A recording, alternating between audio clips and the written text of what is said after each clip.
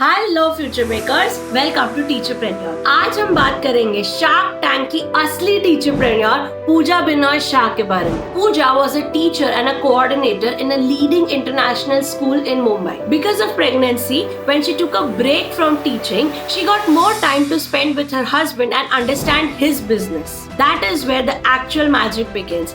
She combined her husband's business and her dad's business to form Girgit. Girgit is India's first temperature sensitive color changing brand. They have a variety of shoes, t-shirts and masks that change the color when they are exposed to light. Because she was a teacher, her love for children was very natural and she wanted to create something for the kids, and her quirky products that change color is what the children of today call magic. Did she get a deal at Shark Tank?